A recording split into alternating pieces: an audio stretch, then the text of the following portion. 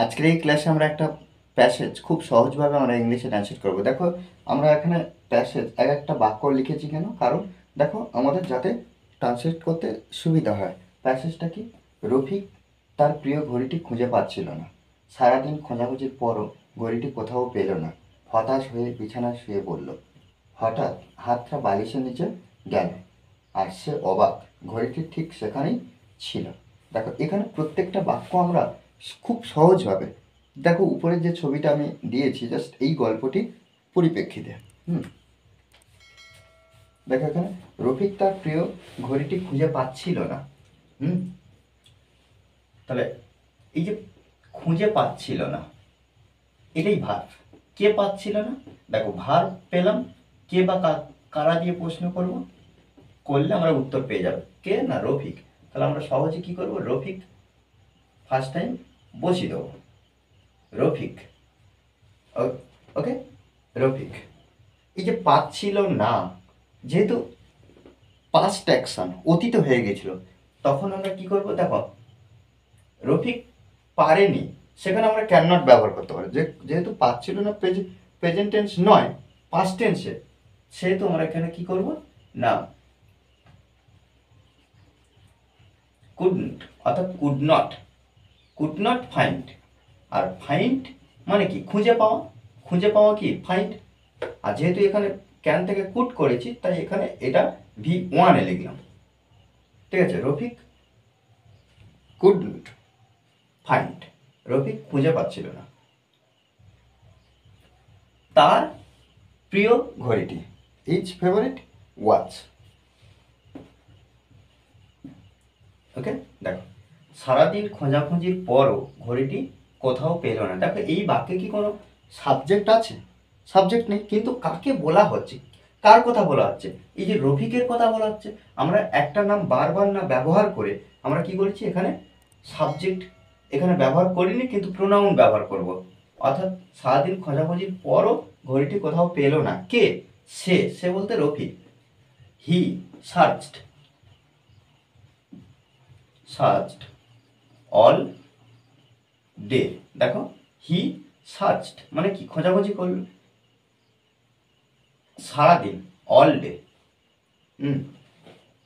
তাহলে সে খোঁজাখুঁজি করলো সারাদিন। কে? সে, অর্থাৎ এখানে রফিক সারাদিন খোঁজাখুঁজি করলো। বা খোঁজাখুঁজির পরও ঘড়িটি কোথাও পেল না, কিন্তু বাট বা এখানে দেখো পরও বাট তাহলে পেল না, খুঁজে পেল না। তো তাহলে এখানে আমরা কি করব? কুডন্ট লোকেট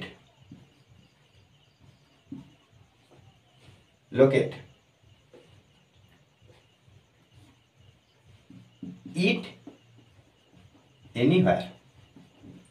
ওকে, দেখো হতাশ হয়ে বিছানায় শুয়ে পড়লো। তাহলে এখানে হতাশ হয়ে আমরা শুধু এখানে ফ্রাস্ট্রেটেড ব্যবহার করব।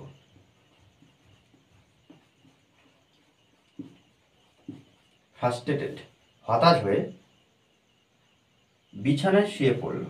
তাহলে এখানে আমরা হি ব্যবহার করব সাবজেক্ট হিসাবে।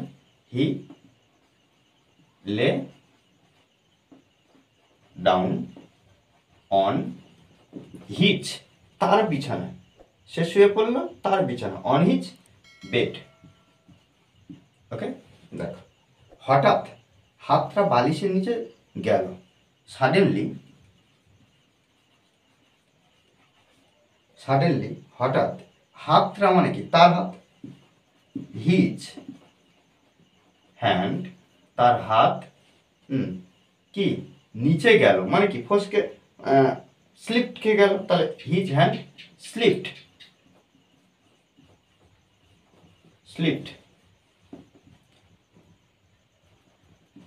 Under the pillow.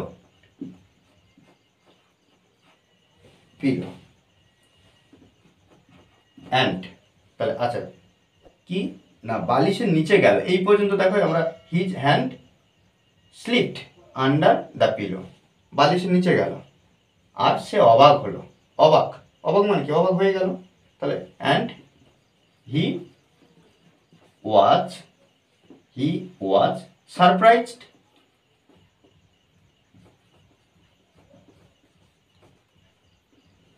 ওকে, দেখো ঘড়িটি ঠিক সেখানে ছিল, তাহলে এখানে দেখো দা ওয়াচ, দেখো ওয়াচ মানে ঘড়ি, ছিল, দা ওয়াচ ছিল, কোথায় ছিল? ঠিক সেখানে।